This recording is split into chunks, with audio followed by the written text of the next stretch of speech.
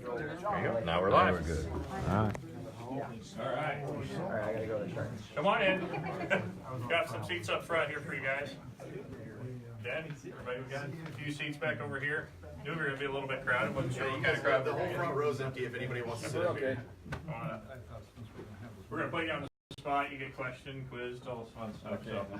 All right. So I'm Derek Parker. I'm with Friends of Corval Lake. We got some of our board members are here tonight. We wanted to have a speaker come in and talk about the lake levels, and we've had a lot of questions about it. And so we brought in Kevin Landwehr, and he's going to talk to you guys a little bit about it. The only question we really got on Facebook was around the seasonal adjustment of the lake and how that was done. So we'll leave it for you, and he's our expert. We'll see what he has to say. So thank you. All right, thank you. My name is Kevin Landwehr. I'm the chief of the hydrology and hydraulics branch at the Rock Island District. That branch includes a couple of functions that directly relate to what happens here at Coralville Lake. It includes the water management section. So on a daily basis, we're doing the forecasting of river levels and reservoir levels and issuing instructions to the reservoir project on how to set the dam gates as far as releases. We're also includes the water quality and sedimentation section, which includes some of the monitoring we do here at the project, monitoring conditions at the beaches, making sure they're safe, and that we don't have any high bacteria levels or anything like that.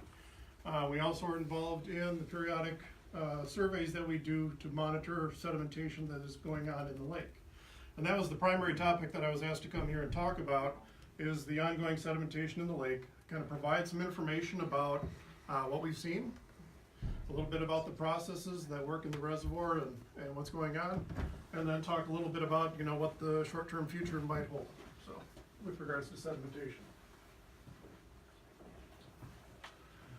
So what I'm going to talk a little bit is just a general overview about how sedimentation in reservoirs occurs, why it occurs, some of the patterns in deposition that are typical for reservoirs, and then kind of focus specifically on what's going on in Coralville Lake.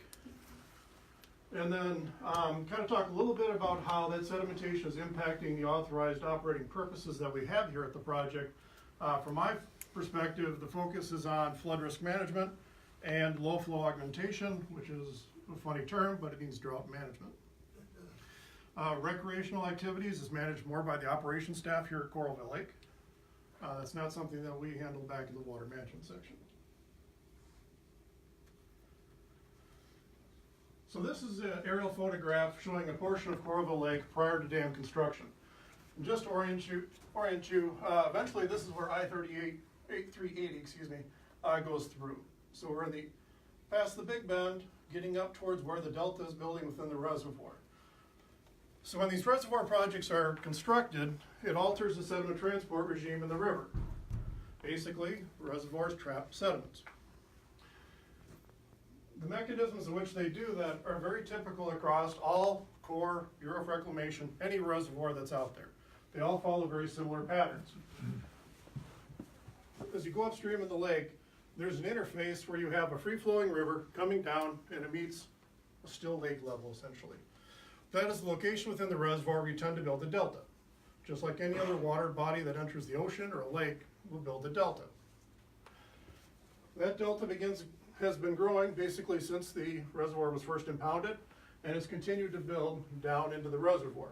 So it progresses downstream towards the dam.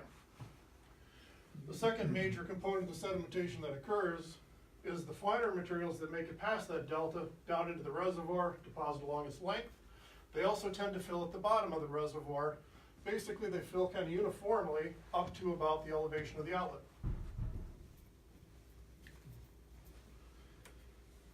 Within within Coralville Lake, this is an aerial photograph from the 1970s. I don't know if we can dim the lights a little bit, might help see things. Here. Well, this is, about a decade after impoundment. And so we're starting to see at that interface between where the lake meets the river, the formation of a delta. And so you see a channel forming through here, sediment is deposited on each side, and begin to fill in that area. As time progressed, that sedimentation occurring in that delta continues. You can see this is a photograph from 2002. the extensive sedimentation that's continued within the reservoir. You can also start to see some features down past the interstate.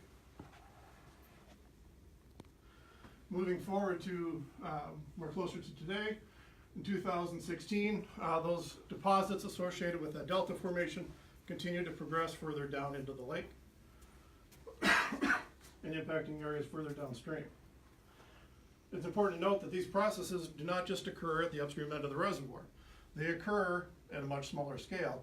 At any place where you have a small stream, headwater runoff that comes into the reservoir. This happens to be just up by the dam. You can see we've got some sediment coming in, basically right near the marina there.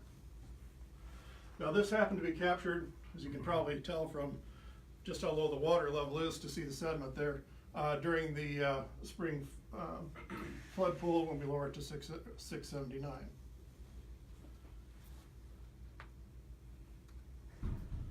It's important to note that sedimentation was completely anticipated and expected when the project was originally designed. It was understood and expected that the greatest impact was going to be to conservation storage, those areas below the permanent conservation pool of 683. And as such, it impacts our drought management opportunities, it impacts the fish and wildlife resources within the lake, and it impacts recreation. When these projects were originally constructed, they were formulated based upon a planning life. It's not a design life. It doesn't mean the reservoir is going to disappear after 50 years, but they're planning for what to do operationally for the first 50 years of its operation. And so as they were establishing those conservation pool levels, and therefore allocating a certain amount of storage to conservation versus the remaining storage for flood control, they looked at a 50-year to 100-year planning horizon to say how much sediment do we expect that the reservoir is going to catch. In that planning process, they were not specific and did not detail what happens after the sediment design life is reached. Now, how old is Coral Lake? Well, it was impounded basically starting in 1959, so we're over 50 years. So we're in that second 50 years of the life of Coral Lake. So we have to be thinking about what is that allocation of storage and what kind of impacts do we expect to occur. We've already started to respond. For those that have been around the lake for a long time, know that the conservation pool was not always at 683. In fact, it started at 680. When it was originally planned, it was much lower. In addition, the spring drawdown of the pool we do to create additional flood storage was originally much lower. When the project first began, it was drawn down to 670, another 9 feet down. And then in the late 80s, that was changed to 675 and eventually changed to the current elevation 679. And a lot of those changes were in response to observed sedimentation. The Corps has been monitoring sedimentation within the reservoir ever since it was impounded. We have conducted surveys to quantify the amount of available storage in the lake about every 10 to 15 years. And we list the years of the specific surveys there. This is actually a very good record compared to a lot of dams across the country. So we've got a lot of good information about what's happening within the lake. There are projects out there, there are some federal projects that have never been resurveyed since they were constructed. So we've done a pretty good job at Coral Lake here of capturing that, that progression of the sediment as it moves down through the pool. The methodology that was utilized for these surveys remained consistent through 1983. It basically consisted of going out and taking cross sections in the reservoir to determine how much sediment had accumulated within that section, and then did a calculation to expand that, basically taking that as representative of what's happening throughout the lake. Beginning in 1999, our computing power increased. We've got global positioning systems that can provide XY data as to where you actually are in the reservoir. We started to be able to build surfaces of what that underwater and above water topography of the reservoir is. That further expanded in 2008 as the availability of LiDAR information. LiDAR is basically aerial data collection that captures a very dense grid of elevation data for the areas above the water. So instead of relying on transects, and it's a fairly small number of transects, we can get a complete data set for what the elevations are within the reservoir. So our level of information is improving. So what has been happening in Coralville Lake? So for the period of 1959 to 2008, if you recall from the slide before, 2008 is the most recent resurvey we did. So if I slip up and say current conditions, I'm really talking about 2008 because that's the most recent survey we have. The average rate of sedimentation was approximately 1,600 acre feet per year.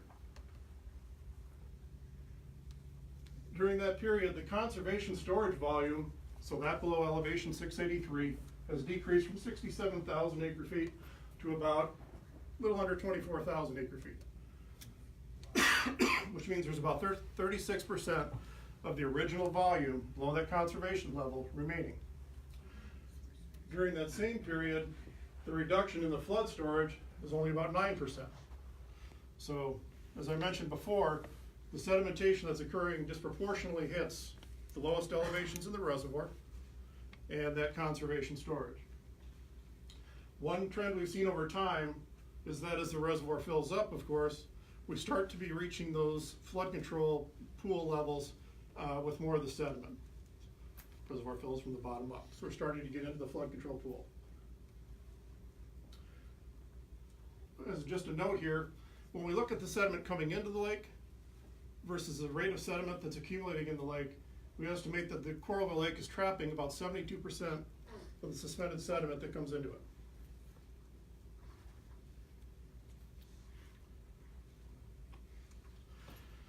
So I've kind of given you some rates. Sometimes it's hard to put a picture on what 1,600 acre foot per year means. So let's try to do that a little bit. So 1,600 acre feet per year is equivalent to taking a 100 acre piece of land and piling 16 feet of sediment on all of it. That is happening every year in Coralville Lake. If you like a little bit of a different analogy, it's the equivalent of taking 2 Empire State Buildings and putting them in the lake every year. That's a little bit of a different visual there. But it gives you a sense of the scope of the amount of sediment we're talking about. It's a significant amount of sediment. It's important to note that the sediment does not fall out uniformly within the lake. That's probably obvious to you if you're recreating out there. So this is a transect taken down here just upstream of the dam. You can see this end comes up along the parking lot by the beach area. And what we have here, it's a little hard to read these numbers, but the red line basically is the condition that existed when the reservoir first was impounded. The blue line is where it is today. You can see at this lower end of the reservoir, they're not that dissimilar. And a lot of that is because the sedimentation is falling out farther up in the reservoir in the delta and areas below. Contrast that to if we move up to an area, this is transect 12, so it's right here at the Big Bend. And you can see the topographic diversity that was there. This is the old river channel before it was impounded. And you can see that it creates a fairly uniform lake bottom. And you can see that there was initially a very fast rate of filling. This is from 59 to 1999, and then between the green and the blue is from 1999 to 2008. So you can see that continued progression, almost uniform rate of filling. If we look farther up, along the upper edges of the delta, this is transect 22, this is Interstate 380. So we're up here a little bit right at that interface originally of where the lake and the river met. And you can see that it's a little chaotic. We've got areas that have eroded, we've got areas that have had deposits. Some of the channels in that area have meandered over time as the river during floods carves out a new path. And so it's not quite as a simple picture. One of the things we can do with the more recent data sets, since we create a surface basically that represents the geometry of the reservoir, is basically look at how it's changed between the last 2 surveys. So this compares the amount of sediment that's occurred, sedimentation that's occurred between 1999 and 2008. And we characterized it in terms of relative degree of sedimentation that's going on during that period. If you look at where the highest rate of deposition is occurring in that period, it's basically from the interstate to the Happy Road. Yep. The bridge there. So it's basically that reach that's experiencing the highest rate of sedimentation during that period from 99 to 08. This is a lot harder picture to draw for the data sets before 1999 because we simply had cross sections every so far apart. Some of the trends you see is that we've actually got a combination of erosion and deposition occurring up here where the delta was established really before 1999. You can see that that pattern of deposition extends pretty far down to the dam, and then we actually start getting a fair amount of blues, which is erosion, down by the dam. And so I think what this picture kind of the takeaway reflects is that that primary sedimentation associated with that delta moving down through the reservoir is in this reach.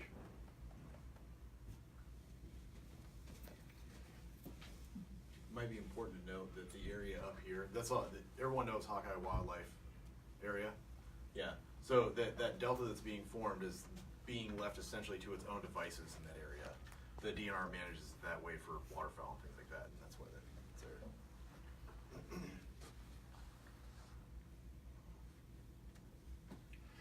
So when we begin to talk about what have the impacts been of the sedimentation on our authorized project purposes, I thought it was important to kind of highlight exactly why the reservoir was built and what the project purposes are.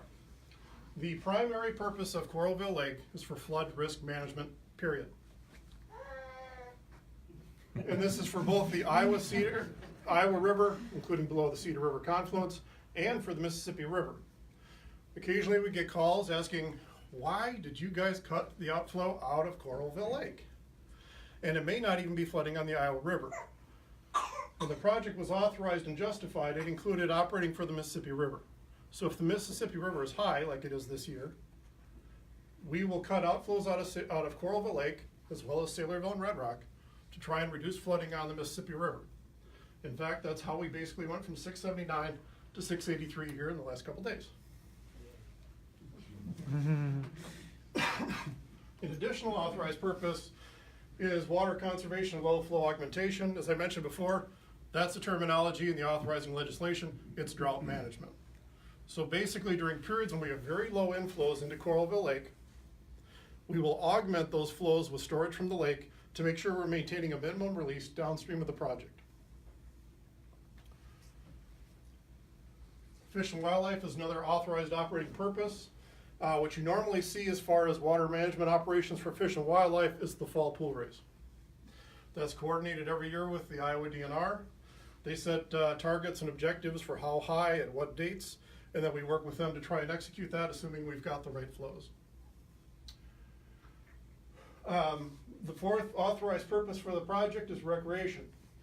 We have an asterisk there, and it's important to note that while recreation is obviously a highly visible and important part of the project, we are not authorized to operate water for recreation.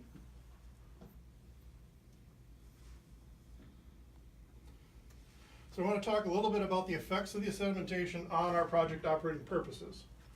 And so I'm going to focus first on flood risk management and then on that drought management. So we're going to get a little technical on here. So what we basically do is have simulation models that take historical inflows, route it through the reservoir using the same rules that we make daily decisions on, and it computes what the reservoir elevation would be and what the release would be. So what we did is we took 72 years of data of what those river flows have been, and we basically routed them through the reservoir, one using the storage that was available in 1959, and the other using the storage that was available in 2008. Make sense? Just to see what the effect of that reduced storage capacity would be. This summarizes the changes in the pool elevations associated with those runs. So basically we get the data points that produce an elevation, we rank them, and this is just plotting them in order and connecting them with a line.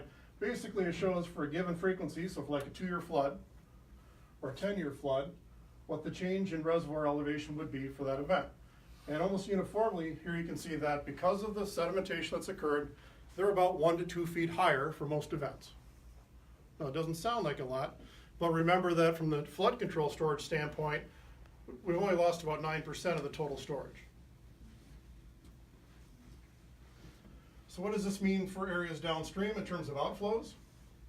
You can see that for the vast majority of events, there is no difference in what comes out of Coralville Lake due to the sedimentation. That's because until the reservoir gets very high, we're going to manage that to not exceed downstream constraints. So we have very specific flows that we don't go over. During the non-growing season, that's 10,000 CFS outflow from the lake. During the growing season, that's 6,000. So it doesn't matter whether we're at 683 or 710, we're not going to go over those flows. It's not until you get to those last foot or two of the reservoir that we begin ramping those flows. And so basically what this shows is that that happens a little more often. So for these events here, we went to higher outflows earlier because the reservoir was a foot or two higher. So we hit that threshold quicker. You can see for events like 93 and 08, there's really no difference. And that's because, quite simply, the volume of those flood events was so great, they overwhelmed the capacity of the reservoir.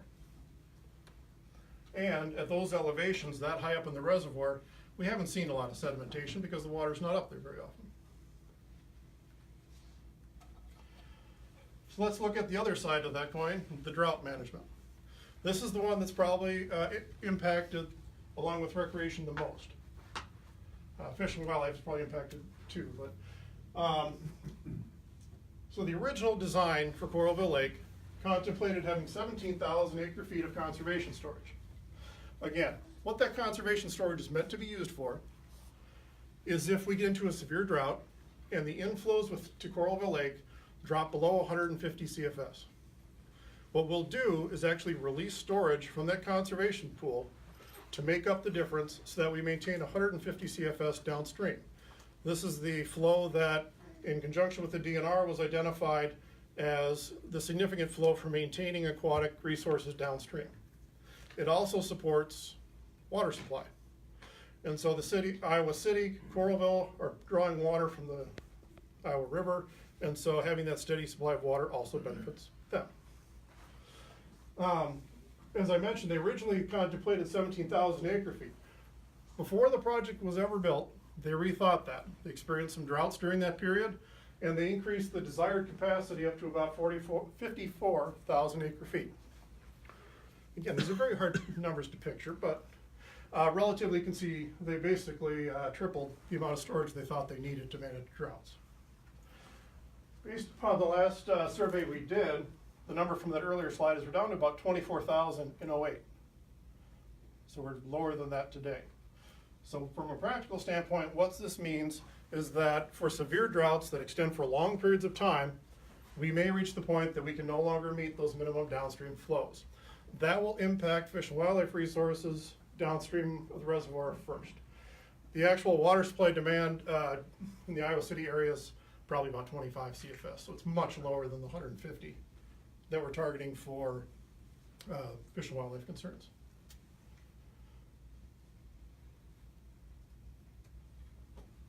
So one of the questions I was asked in the email that you were wondering about is, so where are we going in the next 10 to 20 years? This is kind of in a picture of where we're at. Well, barring any future management actions, what can we expect?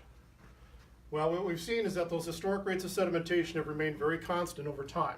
It has changed where in the reservoir the sediment's falling out, but the rates have stayed very similar and constant. We can expect the continued downstream migration of the delta. So as we pointed out in that map from 1999 to 2008, it was the heaviest rates of sedimentation was in that reach from the bridge to the interstate. And so the potential here is that it's going to continue to move further down into the reservoir, as well as continue to silt in those areas. We can expect the continued loss of reliability in our ability to meet drought demand. We're already below at least the 50-some thousand they contemplated as needing. Now we're down somewhere around 20,000. We'll just continue to lose capacity for drought management within that conservation pool. And then there's a relatively slow degradation of the flood risk management benefits, and that's because the sedimentation is primarily occurring at the lower elevations. So that's not the rosiest picture that you probably were hoping it was painted here today. But does that mean there aren't opportunities? You know, one of the things I pointed out there is that's barring any future management actions or changes. So what opportunities are there? So in one of the recent Water Resource Development Act bills, the authorities the Corps operates from all come from Congress. So if you're a private business, you can do anything that isn't prohibited by law. As a government agency, we can only do those things that Congress says we can do. A little bit different. And so in the 2016 Water Resource Development Act, they gave authorization from the Corps to partner with private companies to allow for beneficial use of reservoir sediments. What this means is that a private company that may be looking for construction fill, agricultural product, anything that they can use that sediment for if they mine it from the reservoir, can reach an agreement with the Corps, come on, mine it at no cost to them or the government. The only cost to them is their operation. They don't have to pay us for that material. So it creates an opportunity to potentially have a commercial use for some of that sediment that's accumulating. Is that practical? We are seeing some signs that that's happening. So right now on the Mississippi River, the dredge material being taken up in the Minneapolis, St. Paul district is being placed in holding areas and then is being used by the DOT up there for road construction. So it's a beneficial use of the material they're taking out of the river. On the Illinois River, we're working with a company that's looking at an opportunity to take our dredge material, couple that with an industrial byproduct, mixing it and creating an agricultural product. And so there are possibilities out there. We just need to look for other opportunities to extend those types of activities. In addition, there's a lot of interest within the Corps of Engineers and the Bureau of Reclamation for getting after this concept of reservoir sustainability. When I started with the Corps, which was about 23 years ago, and I was talking to my supervisor, who's in the position I'm in now, and I asked, well, what happens after 50 or 100 years when it fills in? He says, well, that's the next generation's problem. Somewhat tongue-in-cheek, but the short answer was they didn't know immediately what they're going to do about it. Well, guess what? We are the next generation. So that's something that the Corps has been thinking a lot about. It's something the Bureau of Reclamation has been thinking a lot about because they have the same types of reservoir facilities. And I'll talk a little bit about what some of those initiatives could be. We're also getting involved in a series of pilot projects. So the Corps is investing research and development dollars into pilot projects to look at ways to manage sediment in the reservoirs to increase their life. The concept of sustainability is that the benefits being afforded by the Coralville Lake project will sustain themselves into the future. So we're looking for ways to make sure that that continues to happen. And so some of the pilot projects involve some of the dry reservoirs looking at flushing operations, looking at ways to flush sediment from the reservoir. That would be kind of an interesting exercise at Coralville. I'm not sure it's real practical here. You can imagine basically we would drain the lake and try to flush sediments through. That would have some fish and wildlife impacts and other impacts.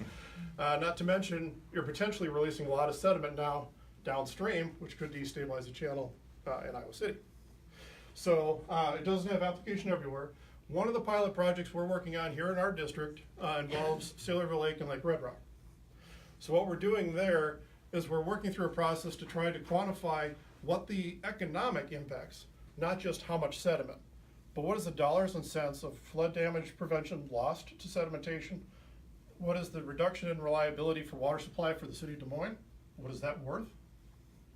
So that we have to begin to create a justification for expenditures to take action to manage sediment. Because the way that the federal government looks at things is, do the benefits outweigh the costs? And so we need to create that benefit stream to identify how we get after justifying costs for managing sediment. So some of the types of actions that you can do for reservoir sediment management, obviously if we can keep the sediment from coming in, that's great. Typically the Corps of Engineers authorities end where the reservoir stops. And so it's other agencies like the NRCS or watershed management authorities that can partner and work on ways, buffer strips, grade control for streams that have been straightened, to look for ways to reduce the amount of sediment coming down into the reservoir. We can look at ways to prevent sediment deposition within the reservoir. There are some real novel concepts being forwarded. What will work, what will pan out, we'll see. Flushing would be an example of this that they're trying in the Kansas City or Omaha district. Other options they've considered is mining it right where it comes into the reservoir. Basically creating a sediment trap to try and catch it there. We're dealing with a lot of sediment, so that'd be a big trap. It could be removal of sediments already deposited in the reservoir. I'll talk a little bit more about this one. A lot of people ask us, why don't you just dredge the reservoir? We'll talk a little bit about that in a second. It could be a combination, and in fact, if we're going to be successful, it probably is a combination of all of those measures, looking for whatever opportunities there are to extend the life of the reservoir and to sustain the benefits it provides. An important selling point, which is why we're starting to quantify the impacts of this in terms of lost drought management, lost water supply, lost flood damage reduction, is that taking care of these problems may be less expensive than replacing those. If Coralville is not providing flood protection, what is in Iowa City? We're going to build more levees, more flood walls? What do we have to do to offset the loss of flood benefits? Same thing for drinking water. We have a contract at Silverville Lake that feeds drinking water to the city of Des Moines. If we're not getting that water to them, are they having to invest in more wells? There's a cost to it to replace what's lost by the projects. And so trying to build again that case for why we need to begin to take action. So, favorite question we like to get asked, why don't you just dredge the reservoir? Well, as I tried to point out a little bit, when we're talking about an average deposition each year of 1,600 acre feet per year, it's a big volume. As I mentioned, that's 2 Empire State Buildings we have to dredge every year, just to break even. That doesn't reset everything that's happened the first 50, 60 years of reservoir operations. To come up with a rough order of magnitude cost estimate, we look at about $10 per cubic yard. It's about what we pay for mechanical dredging on the Upper Mississippi River. So if we assume something similar and multiply that by the volume, it comes up to about $26 million per year just to keep even. And that cost does not include where I put the material. As I mentioned, so let's say, for example, you need to acquire land to place this material you're dredging out of the reservoir. If you bought a 100-acre plot of land, you're piling 16 feet of sediment on it every year. Then you need more land, and piling more sediment. So that's a significant additional cost that's not included in that figure. It is very costly, very expensive. And if you're wondering about how that fits against Coralville's annual appropriations for funds to manage the project, it blows it away. Many times more than they receive annually to operate, maintain, pay salaries, and execute their mission. It's very costly. I guess with that, I'd like to open it up for comments and questions.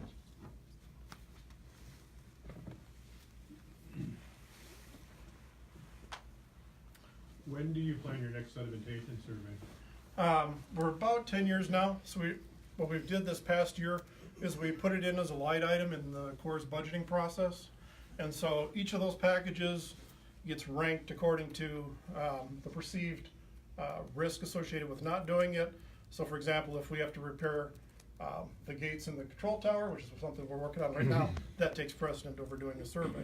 And so right now it's sitting in that ranking process waiting for it to rise high enough to be funded.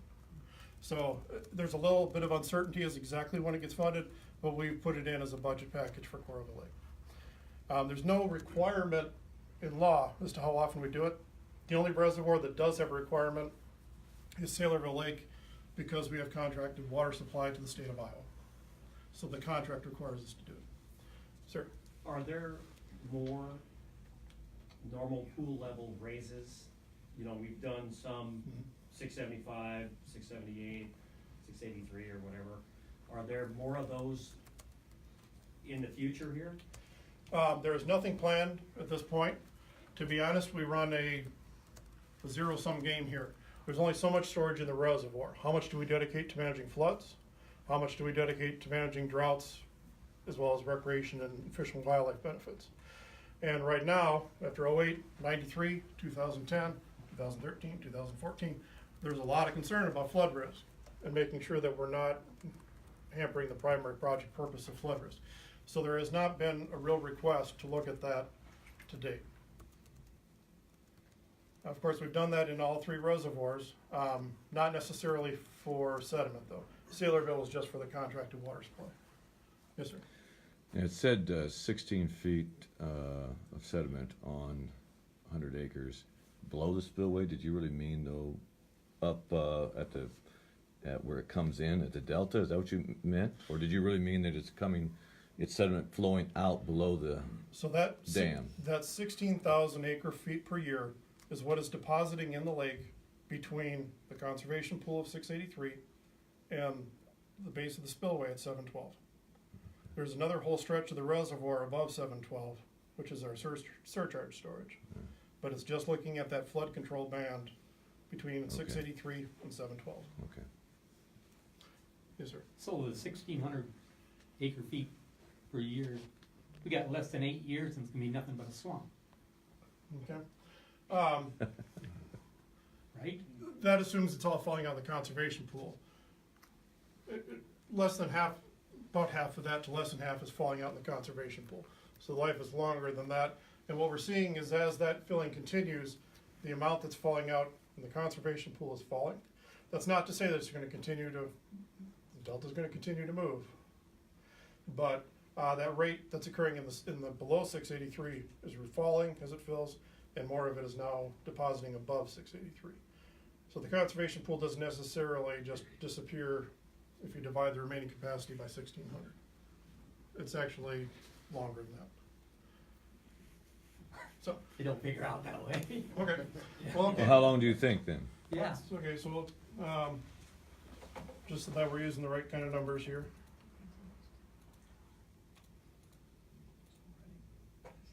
All right. So, on this slide, we talked about the total of 1,600 acres per year. 780 of that, historically, on average, is falling out in the flood control pool.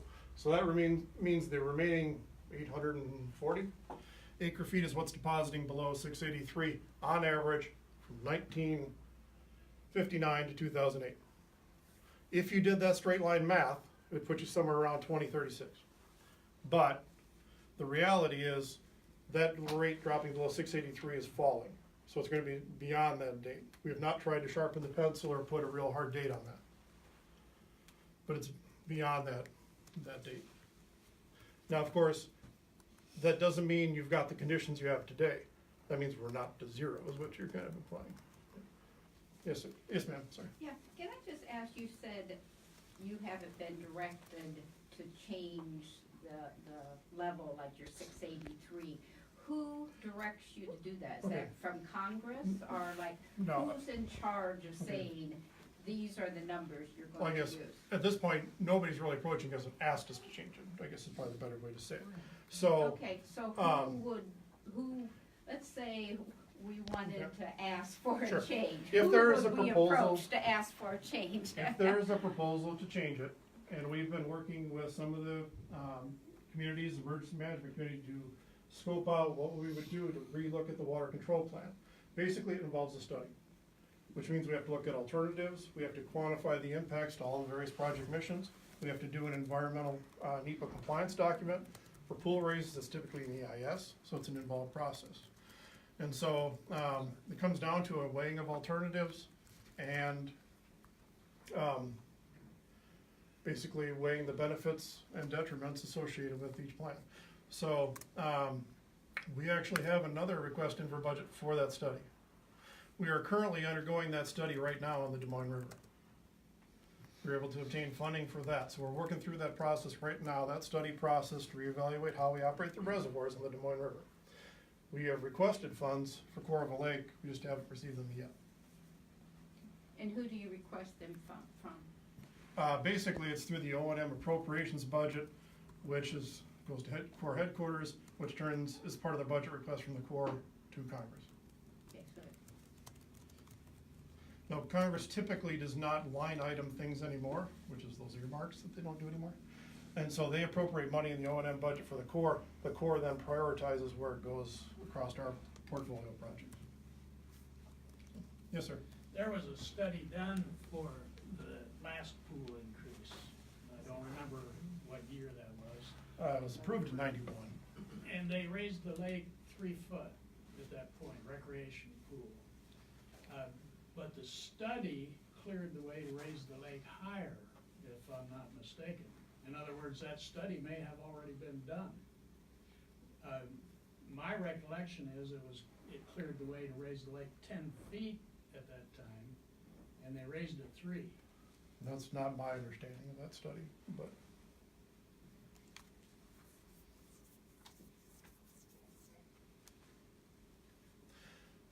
Yes, sir. What's the, so would raising the lake 3 feet through generally all phases help low flow augmentation? It would provide additional storage for managing droughts. The trade-off is to flood risk management. Now, my second question then, flood risk management, isn't it true that down at 679 to 690, that we have that the storage in that area is far less than from 690 up to a 711? The percentage wise, the storage you would be taking away from the lake at such low elevations is a small portion compared to your upper levels of storage. Well, I mean, it's certainly true that as you move up through the reservoir, there's more storage per foot the higher you go. I would not characterize the storage between 690 and 683 as trivial. Okay. But the study wouldn't just make that ruling. We would actually evaluate what is the benefit of that 7 feeder. Do you know what percentage we'd lose? I mean, that'd be a tough one to answer now, I suppose, but if we were to go up 3 more feet, what the percentage of storage loss would be? I mean, would it be 1 or 2, 3%, 8%? Depending on whether I got a network connection, I can tell you. Because 90%, you said we've only lost 90% of our storage at 710, right? 9%? Storage. Oh, no, I'm, it's a core computer. It talks to the network. There you go. So, I can look that up in a second, but I guess while it's really thinking and loading, we'll see if we can answer another question too. Yes, sir. Of this 1,600 acre feet per year, what percentage, or have you ever calculated what percentage is local bank erosion versus upstream sediment? No, we have not tried to quantify the exact sources of that, no. Yes, sir. On that 1,600 cubic feet, or the 1,600 figure acres, roughly 800 of that is falling out from 79 to 83, and the other 800's falling in 79 to 83. That's true if you look at the entire period from 1959 to 2008. If you look at the early years, it was heavier in the conservation pool. As we get to the more recent surveys, it's heavier in the flood pool. So what's the projection of being silted in at 79? At 79, In winter pool level. I guess I don't have a number for that Yeah, off the where's top the of my mud head. flat? Oh, I mean, I talked about if we do the straight line projection at 683, it's 30, it'd be 2036, but again, that's too early because we know that rate is dropping. So it's beyond that straight line, just interpolation. We have not tried to model exactly when that would occur. There was another question, yes. So, on that last slide, you talked about the dredging, and clearly there was some costs there, but then you also mentioned, I think earlier, that up in Minneapolis, Right. Minnesota DOTs using that, the cost benefit analysis there is worth it to. So on the Mississippi River, because of the nature, it's basically clean sand. And it's almost uniformly clean sand. We do sample it for fines before we do dredging, because there could be contaminants in fines, but almost always it is clean sand, very predictable. We're not quite as sure in the deltas of these reservoirs. So the pilot study I mentioned, where we're looking at quantifying the benefits, or the lost benefits due to sedimentation on the Des Moines River, we are sampling sediments up in those reaches where you might be able to gain access to characterize what is there, so that we can begin to look at what uses there might be.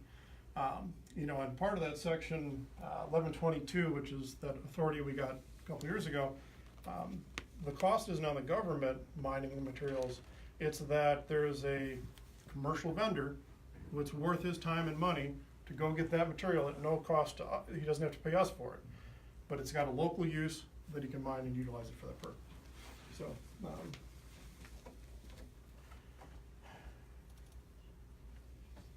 the network is not as fast here. No, it's back not. at the district. You guys probably don't wanna watch me go through tables. Have you considered, you know, whether Iowa State or the University of Iowa might be willing to do some of, you know, of the study, some of that research as part of, you know, their student projects and so forth? That Historically, could certainly saves the money, so maybe you didn't have to depend so much on we do, government funding? right, we do partner with the Iowa Flood Center, which is part of the University of Iowa.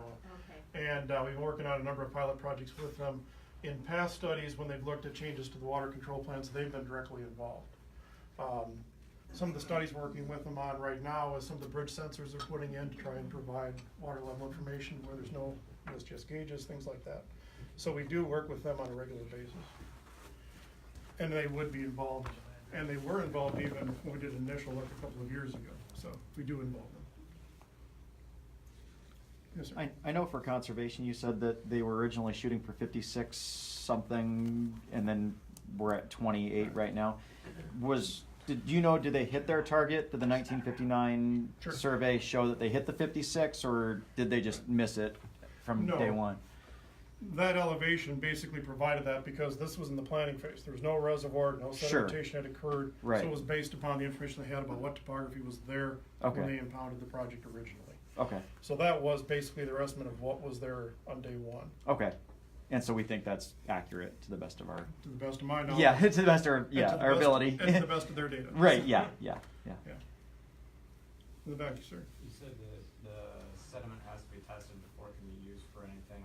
Well, has that been done, or is there a plan to test it sometime? Well, that's, I mentioned we're doing that specifically on the Des Moines River, not because anybody's giving us that requirement, is we're kind of being proactive to look at what's there to see if we can identify the types of people we should be talking to if there's markets out there for those types of materials. And so we want to find out for our own purposes what's there so that we can kind of lean forward and know who we should be talking to, if that makes sense. Yeah. Okay. Do you think the sediments there will be very similar to our sediments, that you could maybe do a projection to talk to people? There's probably similarities, you know, part of what we're looking for is not just how much is clay, silt, sand, it's also what else is there. Expect to see agricultural products in it, lots of high nutrients, so we want to get a sense of what we're dealing with, yeah. Excellent presentation, by the way, but Thank you. my question is the last time we raised the normal pool level from 680 to 683, what drove that, and what were the costs of maybe purchasing farmland or administrative costs Okay. to do that? We're getting a little bit before my time, so I'll give you my best answer. But, What drove it is what okay. is my biggest So what question. drove it was sedimentation. That's what drove the decisions at Red Rock to go from 725 to now being at 742. So that's 17 feet in Lake Red Rock. Now that 17 feet is the elevation they believe is necessary to hold 100 years of sedimentation and give them the remaining conservation storage. So that's how that was selected. So for Coralville, it was sedimentation. So the other question was, Or storage, in other words, right? the second part of your question was, Cost. oh, the And- cost. yes. So to change the water control plan, the primary cost is the study. Yeah. The secondary cost that was involved in that is I believe there was some cultural mitigation. We did not have to acquire additional real estate interest, but I believe we had to do some cultural mitigation for impacts that might occur to cultural sites. Would the initial study that you did for the 680 to 683 somewhat be the same for if we wanted to go 3 more feet from the new? I guess I'll turn to the planning side. I got somebody here for planning. But typically, a 30-year-old environmental assessment probably isn't going to fly. I understand that, but I'm just wondering if Yeah. some of it. Certainly there's material there, but So related to that, if I could, as it fills up, I would anticipate you're going to have to buy more land upstream to hold the water. You're going to put more water on land upstream. That has not been. No? Wouldn't have to do that. I mean, you could probably create a scenario and an alternative that would require that, but that would be an alternative that would be very hard to implement. Because for us to gain new authority to acquire land would require congressional action. Approving a new water control plan that doesn't require congressional action is approved by our division commander. Government owns everything up to 712, right? 717. 717. So, But I'm just thinking it's going to go, it's going to go, you're going to put land on, water on that land If there was again. an alternative that resulted in an identified need for the government to acquire more lands, that would be a significant implementation hurdle for implementing that plan. Does that make sense? I just wanted to kind of follow up on your question. The process would be very similar, and certainly that, since we've done studies before, we could kind of start it very quickly with that data, but you'd still have to update a lot of the data. Generally we get about 5 years out of a study before we have to redo them. What is the cost of that? They can range. I'm trying to think of what. I mean, our initial cost estimate for the evaluation for Coralville Lake, just like we're doing for the Des Moines, was in the $600,000-700,000 range. That sounds about right. Yeah, drop in the bucket. All right, your question about how much storage is below elevation 690, this is just a storage table. So 683 is 0, it's about 12% of the reservoir flood control storage. That's From below 690. 683 to 690. Great, thank you. Yep. The Corps of Engineers owns everything from elevation 717 down. What are you studying from 83 that you didn't know in?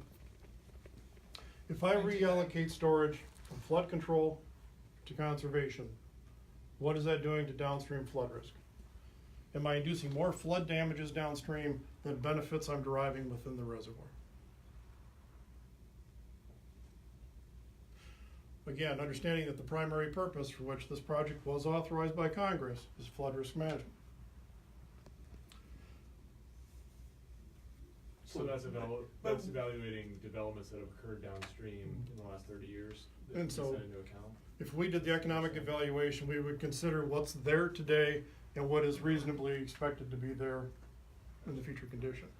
We're not going to project that Coralville is going to go crazy and expand, but if they're actively building something, we'd include that. Well, technically, they're not allowed to build anything along the river anymore since they took out an entire neighborhood in 2008.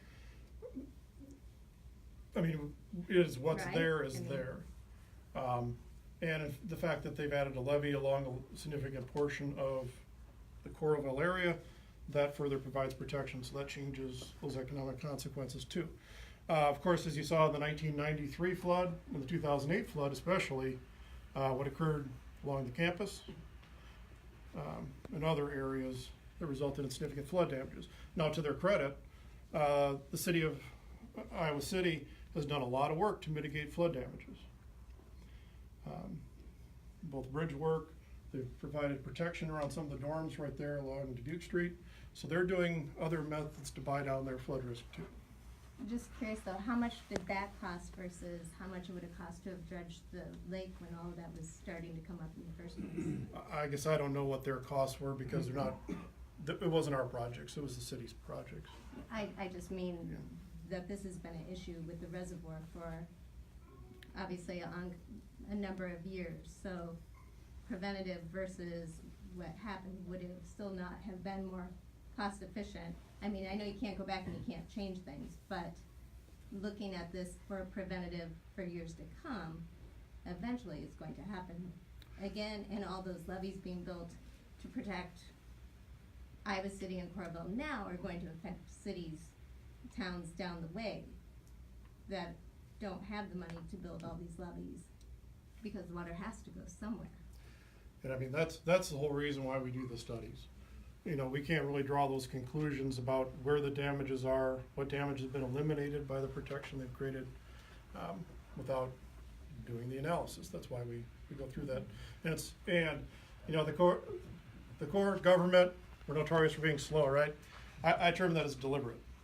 You know, if you look at the laws that we operate under, it's all about disclosing impacts, being open about it, being deliberate about the process, so that as you arrive at that conclusion, we can at least state what the basis for that was. And so that's part of why it does take as long as it does, and we go through the steps that we do. So, yes, sir. When we're looking at, when we say flood mitigation, are we worried about flood mitigation immediately downstream, i.e. Iowa City, Coralville, or are we thinking flood mitigation on the Mississippi, or is it, I guess, where, yes. yeah, is it equally weighed, or is it? Dollar in flood damages is a dollar in flood damages. Okay, so it's dollar in flood damages no matter where it's. Whether it's on the Mississippi Okay. River or it's right below the reservoir. Sure. Yeah. Okay. So I think everybody here is clearly concerned about sedimentation of the lake. So what's the most likely scenario going forward? Is the most likely scenario that it just continues to fill in and we slowly raise the level, or we dredge, or we do some prevention up at the front end of the lake, or what's I mean, I hate to speculate on where you go in the future, because I guarantee I'm wrong no matter where I speculate. Sure, I'm just curious, just because I don't know if any of us really know what the solution, the most likely solution is. One thing we haven't talked about here is the aspect of, we are under a different hydrologic regime, climate change if you want, than we were when the project was built. We see more volume of water coming into this reservoir now than we did historically. And so the water control plans that exist today were based upon the drier period that they had experienced and had knowledge of up to that point. As we've seen these higher volumes of water coming into the reservoir, significantly higher volumes of water, that causes us to rethink what the releases need to be to manage those floods.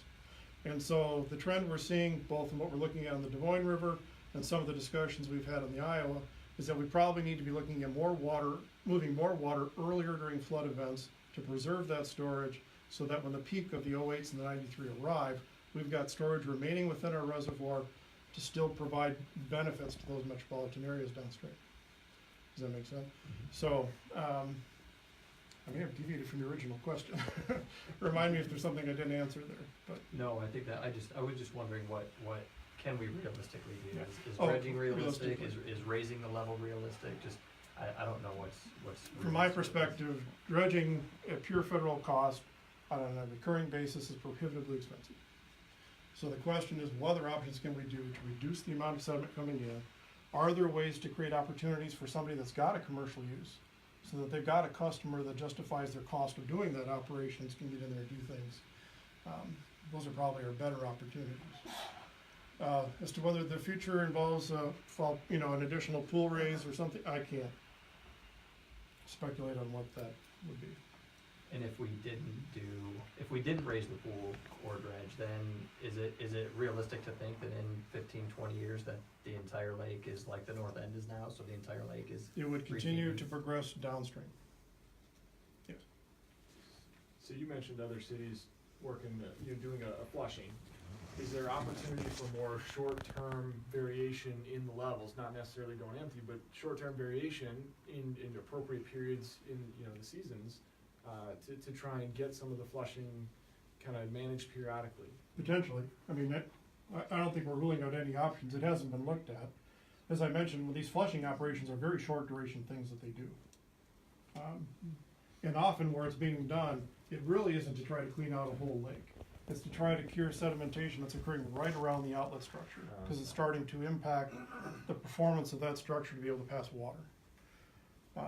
Because you can imagine that if we tried to lower the lake, tilt the water surface, if you will, make it look more like a river, and pull sediment all the way from above Interstate 380, that's a tall order.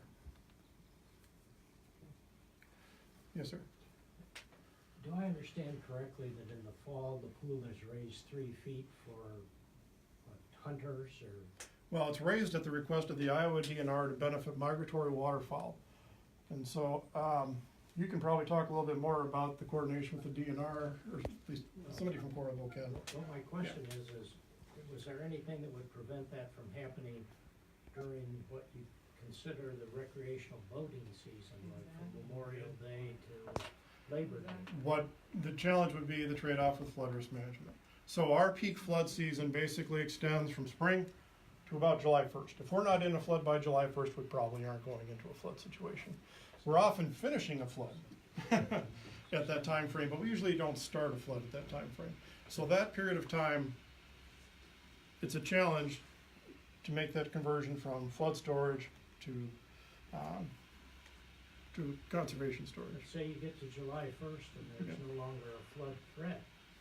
Is there a possibility that at that point it could be raised up to that extra 3 feet? And how would those of us who use the reservoir for recreation purposes go about trying to get the Corps to implement that change? That's something a couple of ideas there.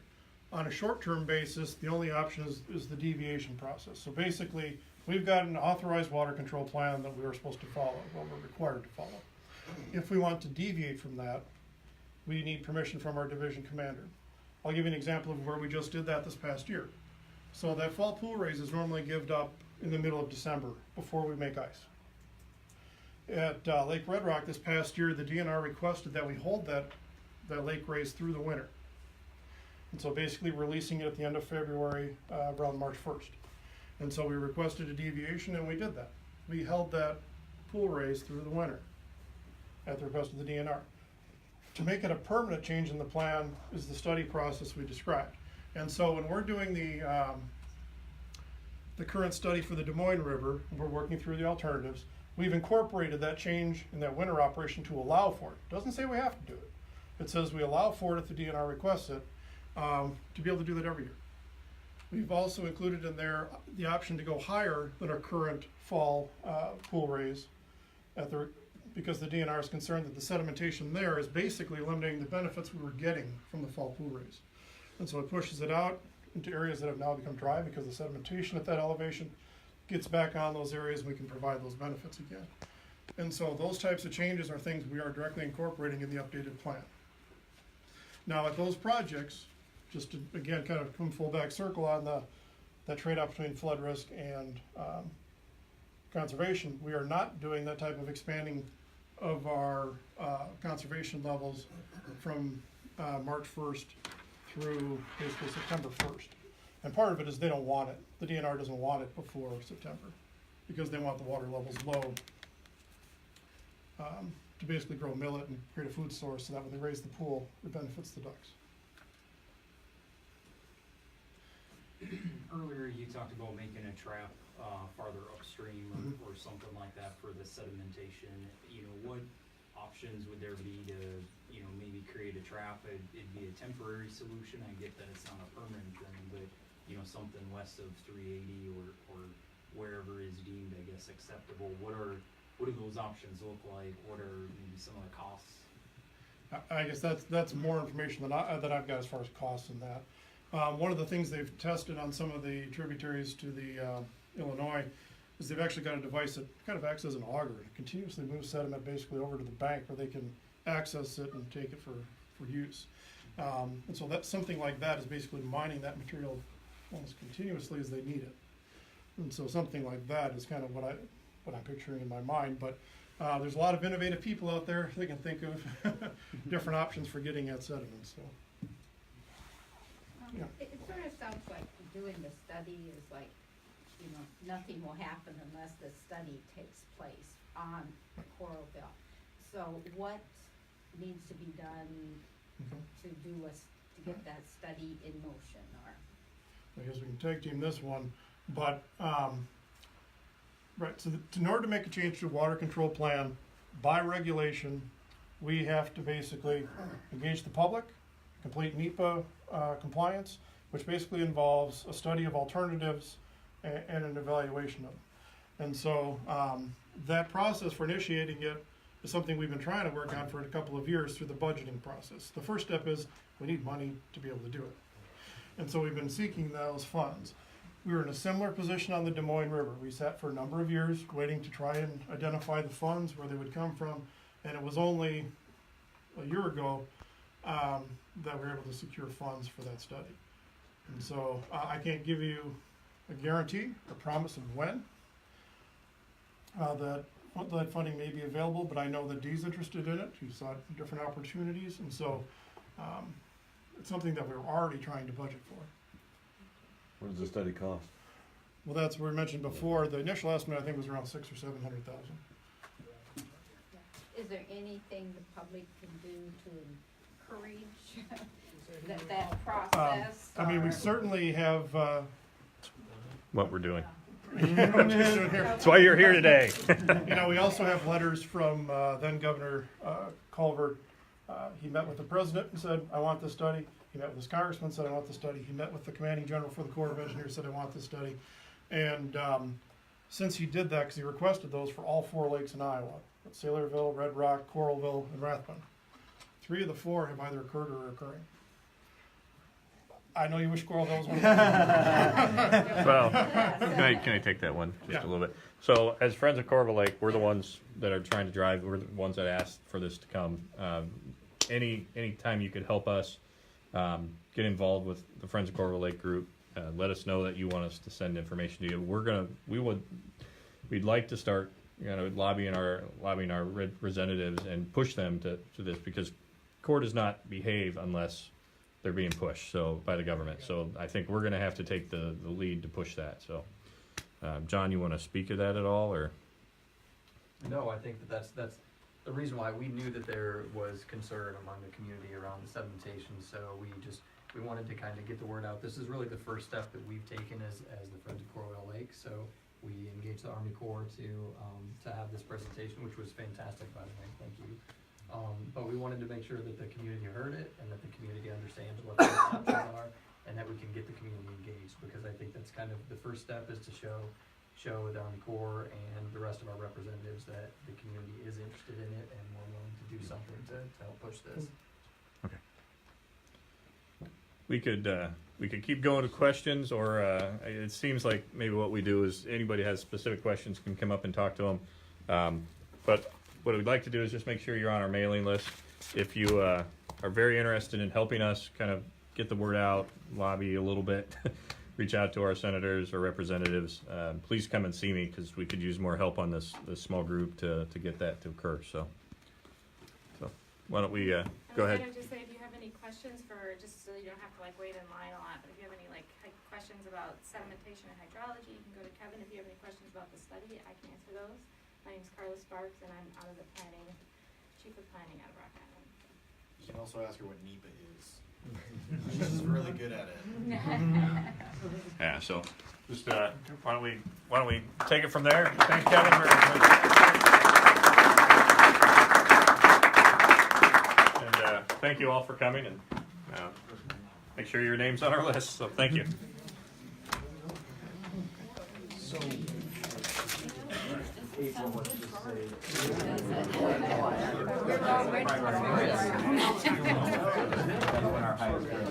Hi, nice to meet you. Just a quick question. Hey, how are you?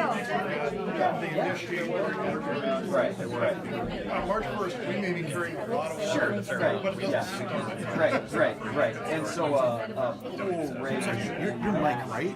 Yeah. So, you're the horse Right. I gotta get this off. Oh, I'm sorry. Call me sometime. Maybe, I don't go.